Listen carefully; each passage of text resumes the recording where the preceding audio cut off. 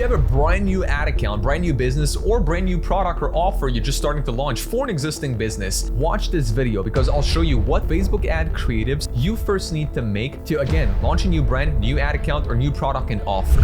If you're new to the channel, you don't yet know who I am. My name is Justin, and I'm the founder at paidadvertising.com, an online marketing growth firm, having profitably spent over $9.6 million on paid ads for our 140 plus clients that we've now worked with at PA. And with that said, let's get straight into today's video. What Facebook ad creatives you need to make first for a brand new ad account and or offer. Okay, so I shared this part in a recent video, but I want to share it again today because, again, I'm going to assume that you're new to this, right? I want to quickly touch the basics of like making an ad concept before talking about the types of ads you would want to make. Okay, because it all starts with research, right? It all starts with research. I built what I call my research center. You have it here at the bottom, or at least a snippet of it, where I dump like all of my research into a Google Sheet. Then I compile like the desires of my audience. I then compile the product performances, which is basically just researching the product itself. Then I compile research about my persona. So who am I actually making this ad for? So in my research phase, I get the why. So why is somebody going to buy what I have to sell them? The desire they have. I get the what. What am I going to sell them? The product itself. Then the persona, the who. Right? Who am I speaking to right here?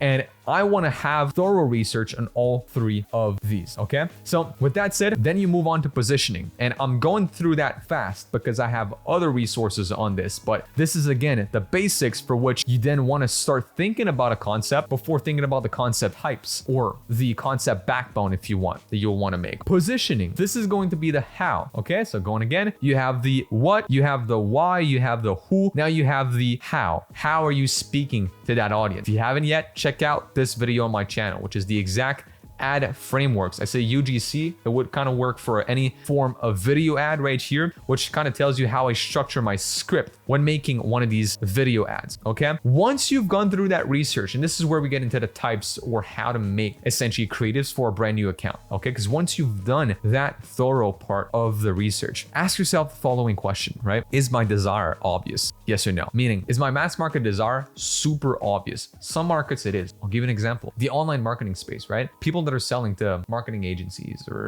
people that want to make money online. What is the desire? The desire is to either scale or make more money. That's it. That's like the most common desire in the online space or when you're selling to any form of entrepreneurs. They want to make more money. That's like the biggest desire out there. So for a lot of industries, the desire is obvious. But if it's not, and this is what I want to say, the most important component of your ad is the desire. Full stop. Going back to that right here. The most important component that you have to get right here is the desire, okay? The desire of your ad is the most important component. Why? Because that's the biggest force or the biggest lever in your ad. This channels your entire messaging of the ad. This dictates everything that follows. This dictates whether or not you're going to strike a chord within someone. Because look, if you're going to advertise to, again, I'll take the example of entrepreneurs and say, do you wish to save $10 a month? Most of them are like, no, I don't want to really save $10 a month. It's not a strong desire. Why would I want to save just $10 a month? No, right? So of course not, right? It's not a good way to help somebody make more money because arguably speaking, you make more money by saving $10. But like if you help someone now save $100,000 a month, probably they're going to start listening, right? Or if you help $1 million a year business save 100 grand a year, that's 10% savings. Fuck, it's 10% more money. That might be a strong desire. So just going back to that channels the entire messaging. So do spend time figuring out your mass market desire. I say mass market because, again, you don't want to be with a too narrow desire. I've gave this example in a few videos now, but let's say you're selling a skincare solution for women and your desire for which you create an ad is like, I want to feel more confident in my own skin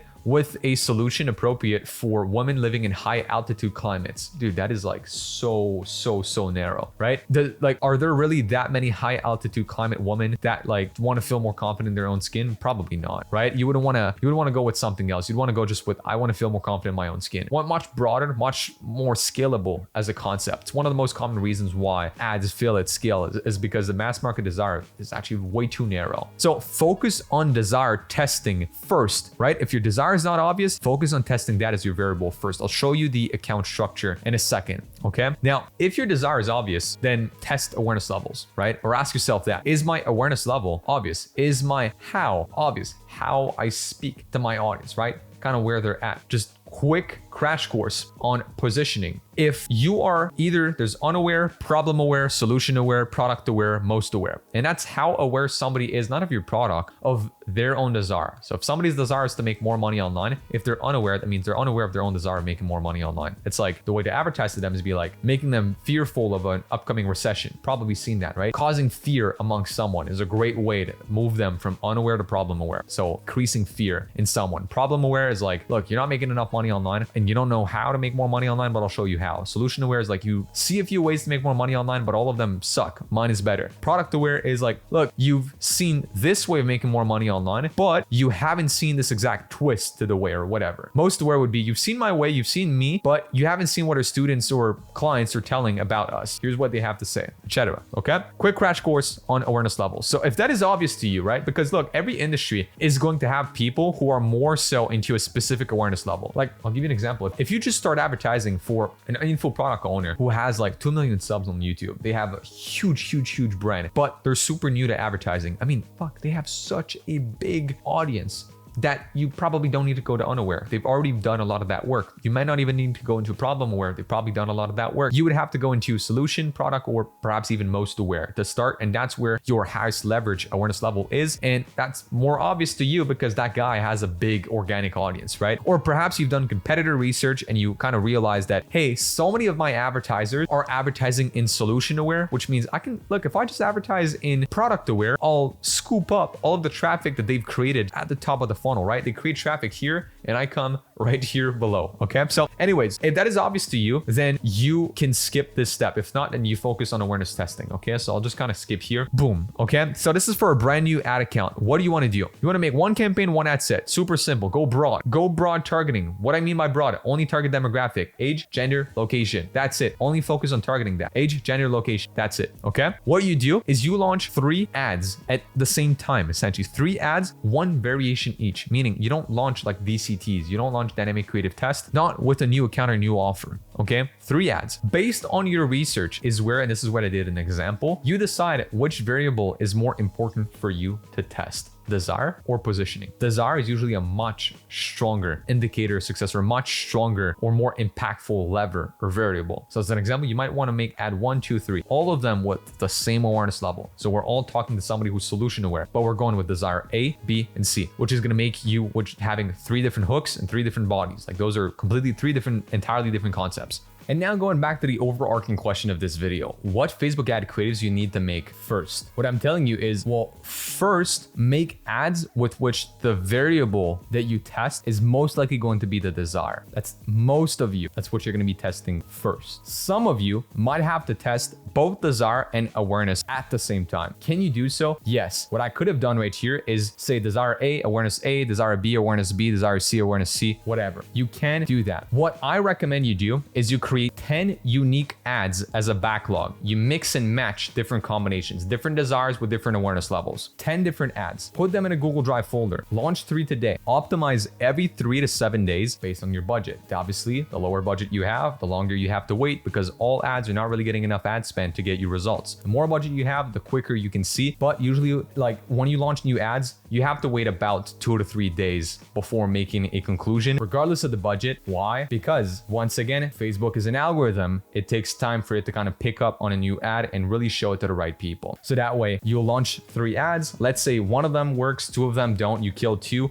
you launch 2 more, and then you're now down to what? You made 10. You had 3 initially, you were at 7. 2 didn't work, so you launched 2 more, you're now at 5. So you just kind of get down this pool of ads that you've built. And I say make 10 because a lot of people will make like 2 or 3 ads to start and then test them. And then like if these ads fail after 3 or 4 days, they're like, oh fuck, now we got to make some more ads. I don't have any other concepts. Okay, let me get back to the drawing board, made some more concepts. It takes a week to make concept, then they finally launch them. It's just always like takes some time to launch concept. Have a backlog. And whenever you get like below 5 ads in your backlog, make some more. Learn from the first 5 ads you made, right? The first 5 ads you launched, learn from those, from testing those. Go back to the drawing board, make 5 more. You'll have 10 more in the backlog. Just make sure you always have backlogs. That way you're never out of ads in case these don't perform. I honestly, at this point, so for my own agency, I make about 100 ads whenever I I want to advertise. I make 4 bodies, 25 hooks, have the team edit those, and then just like cycle ads until I find the right combination. But I say it right here, desire is the biggest force of an ad. Position can be tweaked over time and also depends on other advertisers. What I mean by that is the same thing as I said earlier. If you are, and I'll say that hypothetically speaking, you are, let's say, selling make money online solutions to entrepreneurs. Well, do you have to go unaware, which means they're unaware of the desire of making more money online? You got sharks in this space. You got whales like Andrew Tate or Iman Gadzhi who are actively pumping into that market, right? They're getting people from outside of the space into the space by speaking to an unaware audience. So they're doing that job for you. You don't have to be a shark or a whale. You can be a sucker fish and still thrive in your market. So then you only need to advertise, as an example, in a solution, problem aware, product aware, and most aware, as an example, hypothetically speaking. Okay. Now, what creative type should you run? Should you go static, video, or UGC? My first answer is go back to your research, see what competitors are running, and everybody usually has a media mix. Everybody does